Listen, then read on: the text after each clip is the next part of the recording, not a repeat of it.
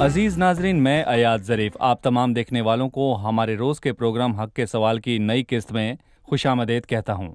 Programme हक के सवाल में हम इंसानों के सवाल पूछने का एहतराम करते हैं और खुदा उनके फजल पर भरोसा करते हुए जवाब देने की कोशिश करते हैं। ये सवालात मुख्तलिफ होते हैं और इनका ताल्लुक मसीही ईमान, बाइबल और मसीही ज़िंदगी से होता है। जवाबात पेश करते हुए हम बाइबली और मंतकी तरीका मद्देनज़र रखते हैं। अगर आपका कोई सवाल है तो हमें बिला झिझक इस पते पर अरसाल करें जो वक्फे के दौरान आपकी स्क्रीन पर नजर आएगा, और खुदाउन के फजल से हम इसका जवाब देने की भरपूर कोशिश करेंगे।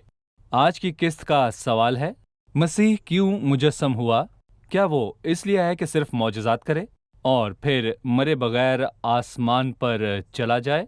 तो सवाल है, मसीह क्यों मुजस्सम हुआ? तो इस सवाल का हम जवाब जानेंगे एक वक्फे के बाद।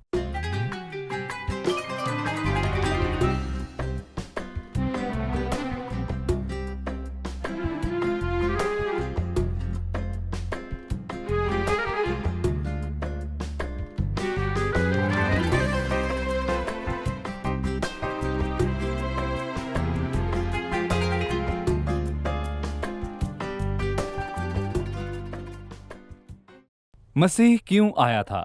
ये एक अहम सवाल है, लेकिन इस सवाल का जवाब देने के लिए आप अपने जहन से इस ख्याल को मुकम्मल तौर पर निकाल दें कि मसीह दुनिया में बस मौजज़ात करने आया था। अजीज़ों, मसीह को दुनिया में मौजज़ात के लिए आने की ज़रूरत नहीं थी। मौजज़ात के लिए ज़रूरी नहीं था कि वो दुनिया में आए, क्योंकि उसके लिए यह मुमकिन है कि वो आसमान से ही ये सब मौजज़ात करे। किसने बहरे कुलज़म को दो हिस्सों में तकसीम किया? उसने। इससे पहले कि वो मुजस्सम होकर आता, सारा को बेटा किसने दिया? उसी ने दिया। इससे पहले कि वो मुजस्सम होता, किसने दानियल को शेरों की मांद से निकाला? उसी ने। इससे पहले कि वो मुजस्सम होता। इसलिए मसीह की आमद का मकसद मौजज़ात करना नहीं था, लेकिन यकीनन दीगर मकासद थे। तो चलिए देखते हैं कि मसीह क्यों आया था। यूहन्ना 1:18 के मुताबिक मसीह इसलिए दुनिया में आया ताकि वो जाहिर करे कि खुदा कौन है। यूहन्ना 1:18 में लिखा है, खुदा को किसी ने कभी नहीं देखा। इकलौता बेटा जो बाप की गोद में है उसी ने जाहिर किया। खुदा रूह है और रूह को देखा नहीं जा सकता, और इंसान खुदा को नहीं देख सकता और खुदा को समझ नहीं सकता। इसलिए खुदा ने रज़ाकाराना तौर पर कदम उठाया और खुद को हम पर जाहिर किया। जी हाँ, खुदा ने रज़ाकाराना तौर पर खुद को हम पर जाहिर किया। तो खुद को किस तौर पर जाहिर किया? उसने बेटे को भेजा। उसका बेटा कौन है? वो कहता है, खुदा को कभी किसी ने नहीं देखा सिवाय उसके इकलौते बेटे के जो बाप की गोद में है, उसी ने उसको जाहिर किया। याद रखिए कि इंसान बिल्कुल इस काबिल नहीं कि वो मसीह के बगैर खुदा को जान सके। इसलिए जो कोई भी मसीह के अलावा किसी तरीके से खुदा को जानना चाहता है, तो मैं उनको बताना चाहता हूँ, आप ये जान ले कि आप कभी भी खुदा तक नहीं पहुंच सकेंगे, ना खुदा को जान सकेंगे। और ये नामुमकिन है कि आप खुदा को जान लें, क्योंकि आप इस लायक नहीं। मैं अभी इस लायक नहीं और नाकाम हूँ। खुदा रूह है, उसे समझा नहीं जा सकता। लेकिन खुदा जो रूह है, उसने खुद को मसीह में जाहिर किया। इसलिए मसीह आया, उसका इकलौता बेटा जो बाप की गोद में है। उसने क्या किया है? तो उसने खुदा को जाहिर किया है। लेकिन एक और वजह भी है जिसका जिक्र मत्ती 5वें बाब की 17वीं आयत में मिलता है। तो वहां क्या लिखा है, मैं पढ़ूंगा। ये ना समझो कि मैं तौरात या नबियों की किताबों को मनसूख करने आया हूँ। मनसूख करने नहीं, बल्कि पूरा करने आया हूँ। कुछ लोग इस आयत को पढ़कर कहते हैं, इसका क्या मतलब है कि मसीह तौरात या नबियों की किताबों को मनसूख करने नहीं आया? क्या इसका यह मतलब है शरीयत कामिल नहीं थी?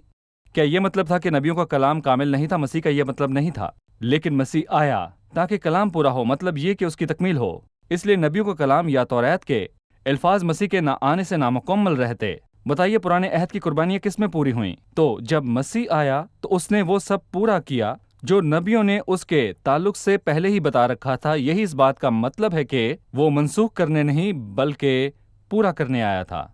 लेकिन इसके अलावा मरकज़ 10वें बाब की 45वीं आयत में क्या लिखा है?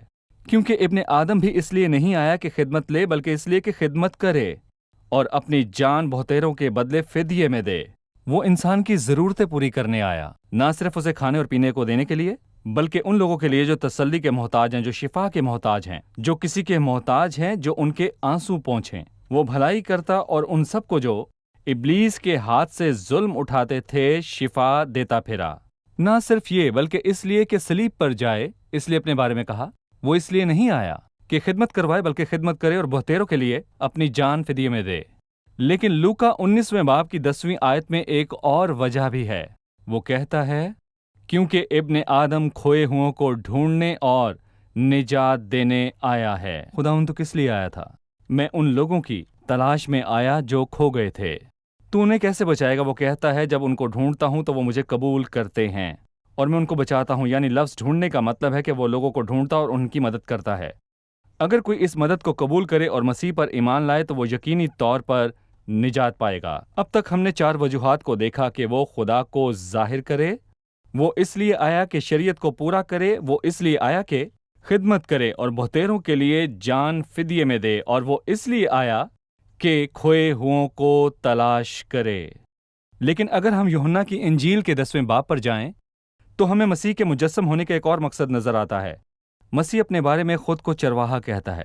چور نہیں آتا مگر چرانے اور مار ڈالنے اور ہلاک کرنے کو، میں اس لیے آیا کہ وہ زندگی پائیں اور کثرت سے پائیں۔ اے خداوند تو کیا کرنے آیا؟ میں اس لیے آیا کہ وہ زندگی پائیں اور کثرت سے پائیں، یعنی مسیح مجسم ہو کر آیا تاکہ ہر ایمان لانے والا زندگی پائے، بلکہ کثرت کی زندگی پائے، مسیح میں ایک شاندار زندگی پائے۔ عبرانیوں 2 باب کی 9ویں آیت کے مطابق مسیح اس لیے آیا تاکہ خدا کے فضل سے وہ ہر ایک آدمی کے لیے موت کا مزہ چکھے۔ ان الفاظ کا کیا مطلب ہے؟ یعنی کہ خدا روح ہے اور یہ ناممکن نہیں کہ روح مر سکے۔ ضروری تھا کہ خدا کفارہ دینے کے لیے قیمت ادا کرے، موت کا ہونا ضروری تھا۔ بس خدا جسم میں ظاہر ہوا، مجسم جسم میں آیا اور جسم میں ہی صلیب پر گیا۔ لیکن کیوں؟ جی ہاں کیوں؟ تاکہ وہ خدا کے فضل سے سب کے لیے موت کا مزہ چکھے۔ بس جسم میں ہی وہ موت کا مزہ چکھ سکا، کیونکہ روح اکیلی بغیر جسم کے کبھی نہیں مر سکتی۔ اسی طرح ہم مزید آگے دیکھیں گے۔ جی ہاں، عبرانیوں 2 باب کی 10ویں اور 12ویں آیت میں ایک اور مقصد ہے۔ اگر آپ کو یاد ہے تو آپ میرے ساتھ دہرائیے۔ کیونکہ جس کے لیے سب چیزیں ہیں اور جس کے وسیلے سے یہ سب چیزیں ہیں، اسی کو یہ مناسب تھا کہ جب بہت سے بیٹوں کو جلال میں داخل کرے تو ان کی نجات کے بانی کو دکھوں کے ذریعے سے کامل کر لے، اس لیے کہ پاک کرنے والا اور پاک ہونے والا سب ایک ہی اصل سے ہیں۔ اسی باعث وہ انہیں بھائی کہنے سے نہیں شرماتا۔